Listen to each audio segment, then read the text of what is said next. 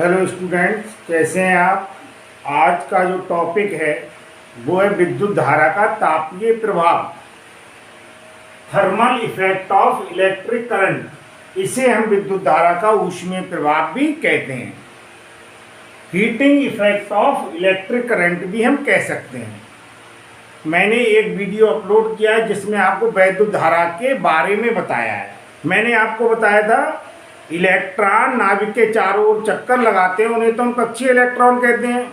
लेकिन कुछ इलेक्ट्रॉन ऐसे होते हैं जो नाभिक से दूर वाली कक्षा में होते हैं, वो किसी कारणवश कक्षीय इलेक्ट्रॉनों के रूप में ना होकर, या हम कह सकते हैं कक्षाओं में चक्कर ना लगाकर, वो परमाणु से अलग हो जाते हैं और उसी चालक के अंदर अनियमित रूप से इधर उधर गति करते रहते हैं। वो अनियमित रूप से गति करते रहते हैं। अब आप समझने का प्रयास कीजिए कि ऊष्मीय प्रभाव या तापीय प्रभाव क्या होता है। किसी विद्युत स्रोत के द्वारा, जैसे बैटरी है, कोई सेल है, कोई भी विद्युत स्रोत है, उससे हम जब चालक तार के सिरों को जोड़ देते हैं तो उसके बीच क्या होता है, विभवांतर स्थापित होता है। और विभवांतर स्थापित हो जाने के कारण उसमें विद्युत धारा प्रवाहित होने लगती है। और विद्युत धारा प्रवाहित होने का अर्थ ये, जो इलेक्ट्रॉन अनियमित गति कर रहे थे, मुक्त इलेक्ट्रॉन, वो एक निश्चित दिशा में गति करना प्रारंभ कर देते हैं, जिससे आवेश प्रवाहित होने लगता है और विद्युत धारा प्रवाहित होने लगती है। अब विद्युत धारा के प्रवाह को लगातार किसी परपथ में बनाए रखने के लिए बाह्य स्रोत द्वारा लगातार ऊर्जा दी जाती है, और वो ऊर्जा एक प्रकार से क्या होती है, व्यय होती रहती है, खर्च होती रहती है। तो उस ऊर्जा का कुछ भाग तो मुक्त इलेक्ट्रॉनों को गति प्रदान करने में व्यय होता है। शेष भाग क्या होता है, शेष भाग ऊष्मा उत्पन्न करता है। और ऊष्मा उत्पन्न करने का कारण ये है, जो मुक्त इलेक्ट्रॉन है यह परमाणुओं से लगातार टकराते रहते हैं, और टकराने के बाद अपनी ऊर्जा का कुछ भाग उन परमाणुओं को प्रदान कर देते हैं। वही ऊर्जा ऊष्मीय ऊर्जा के रूप में प्राप्त हो जाती है, जिसके उदाहरण के रूप में हम समझ सकते हैं, जैसे आपने देखा होगा कोई पंखा है, बहुत समय तक चलने पर पंखा क्या होता है, गर्म हो जाता है। इसी प्रकार से कोई वैद्युत बल्ब है, वैद्युत बल्ब को भी लगातार अगर हम चलाए रखते हैं तो वो भी क्या होता है, गर्म हो जाता है। इसके तापीय प्रभाव पर काम करने वाले काफ़ी जो उपकरण हैं या यंत्र हैं, हम कह सकते हैं, एक विद्युत हीटर होता है, इलेक्ट्रिक प्रेस है, इलेक्ट्रिक गीजर है। ये सभी विद्युत धारा के तापीय प्रभाव पर कार्य करते हैं। अब हम आपको निकाल रहे हैं जो ऊर्जा व्यय होती है, उसके कारण उत्पन्न होने वाली ऊष्मा का मान हम निकालने का प्रयास कर रहे हैं। तो आप देखिए, यदि किसी तार का प्रतिरोध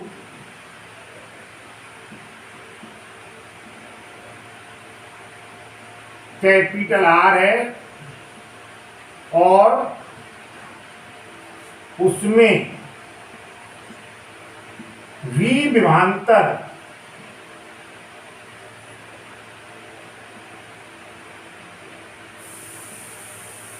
स्थापित करने पर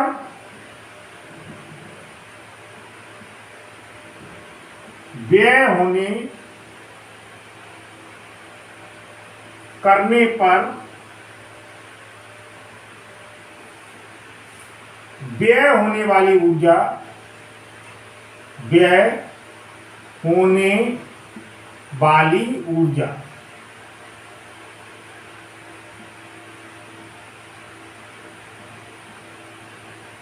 वैद्युत ऊर्जा हम कह सकते हैं, ये W से रिप्रेजेंट कर देते हैं। और W बराबर क्या होता है, W बराबर फार्मूला है VIT, जहां स्मॉल t समय में प्रवाहित होने वाली धारा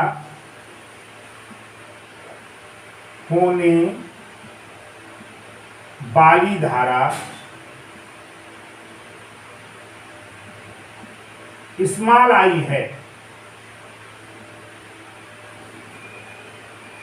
इसमें आप देखिए W बराबर, W क्या होता है, कार्य के लिए भी है। अब आप ऐसे समझ सकते हैं, मुक्त इलेक्ट्रॉनों को एक सिरे से दूसरे सिरे तक गति करवाने के लिए जितना कार्य करना पड़ता है, वही कार्य क्या होता है, वैद्युत ऊर्जा के रूप में व्यय होता है। तो यहाँ पर W बराबर VIT, ये बेटा किसमें आएगा, जूल में आएगा, क्योंकि ऊर्जा का मान क्या होता है, जूल होता है। अब जो व्यय ऊर्जा है, व्यय ऊर्जा के कारण जो ऊष्मा उत्पन्न हो रही है, उसमें ऊर्जा उत्पन्न हो रही है, तो ऊष्मा को आप लोग जानते हैं किसमें हम करते हैं, कैलकुलेट करते हैं, निकालते हैं कैलोरी में। तो देखिए एक कैलोरी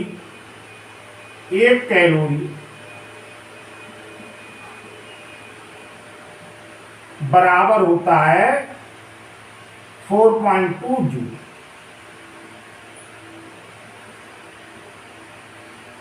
अगर हम तार में उत्पन्न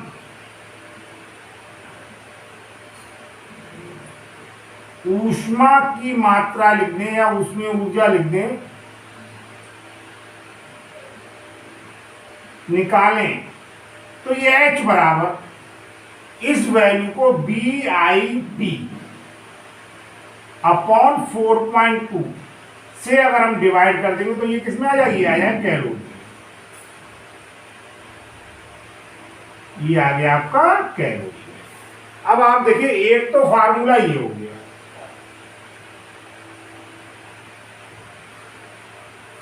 दूसरा आप देखिए अगेन पुनः, आप जानते हैं I बराबर B बराबर IR होता है, तो I इक्वल टू क्या हो जाएगा, I इक्वल टू हो जाएगा B अपॉन R। इसे इक्वेशन नंबर 2 मान लें। तो आप देखिए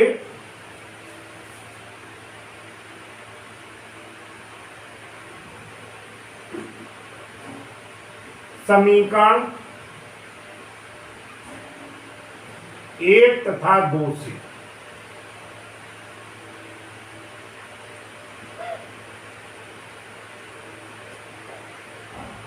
देखिए H बराबर, अगर हम I की जगह V अपॉन R रख देंगे, I की वैल्यू V अपॉन R इसमें रखाए हैं, तो आप समझ रहे हैं ये हो जाएगा B square into T upon R, और 4.2 से जो मल्टीप्लाई है वो ऑलरेडी होगा ही होगा। ये मान भी किस में निकल के आएगा, ये मान भी निकल के आएगा कैलोरी।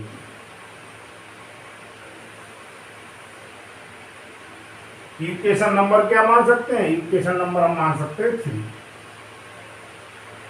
अगेन अगर हम रखना चाहें V बराबर IR, V बराबर IR, इसी को डायरेक्ट रख दें, तब किसी में रख दें, चाहे इक्वेशन 3 में रख दें, इक्वेशन 1 में रख दें, तब समीकरण 1 से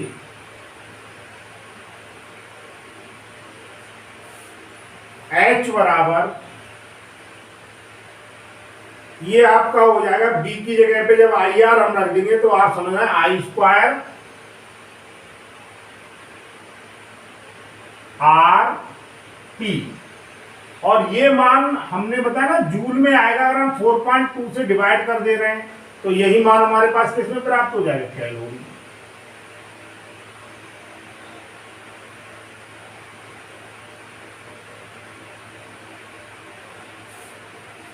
इक्वेशन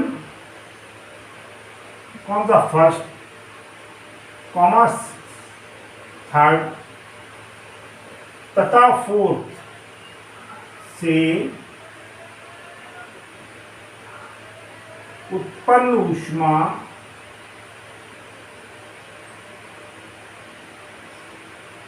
का मान निकाल सकते हैं।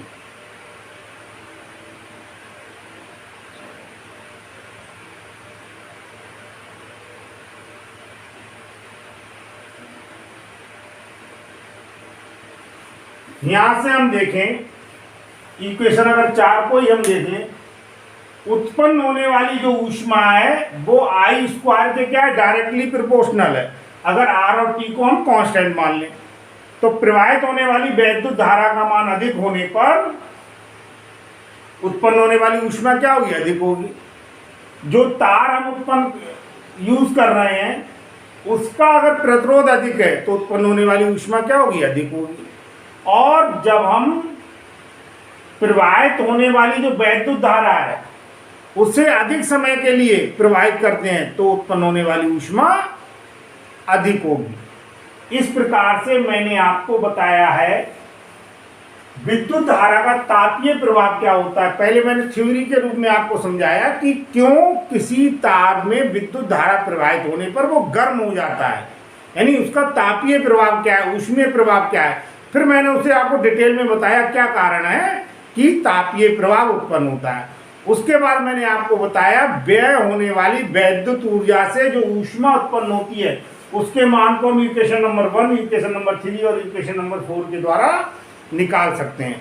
यदि आपको ये वीडियो पसंद आया हो तो लाइक करें, अधिक से अधिक शेयर करें और मेरे चैनल को सब्सक्राइब करें जिससे 10th क्लास फिजिक्स की आपको सभी वीडियो प्राप्त हो जाएं। धन्यवाद।